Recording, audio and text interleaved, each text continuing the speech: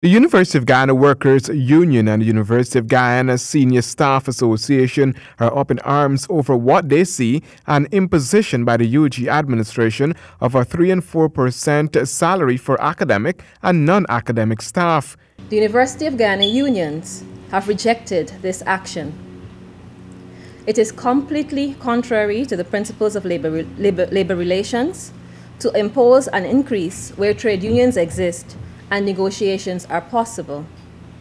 The percentages named are also insulting to staff. Dr. Joel Thomas, president of the University of Guyana Senior Staff Association, according to the unions, the increases are retroactive from the start of this year. They've since written to the Pro-Chancellor, retired Major General Jo Singh, registering their dissatisfaction with the move. The matter will now move to the university's council. But while the unions are rejecting the 3 and 4% increases, what they're asking for will only come following negotiations and pertinent information.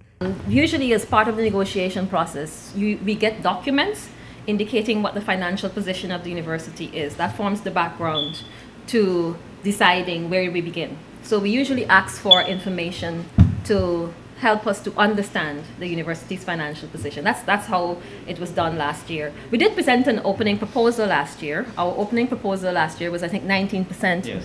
And then the university said they could not pay that, and then they provided the documentation, and then we worked out, and that's how we came to what we eventually had last year, which was 8 and 6%.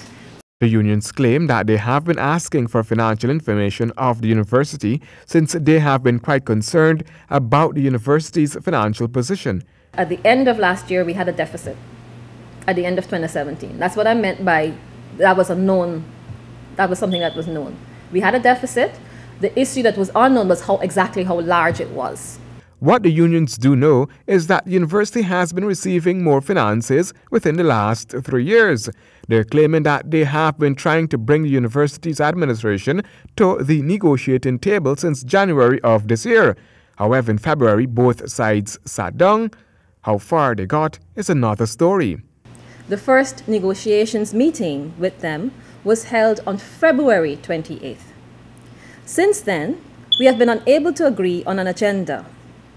We wished to negotiate the following items: salaries for 2018, traveling allowances, book allowances, the medical scheme, gratuity for persons not on the pension scheme, and pensions for UB staff.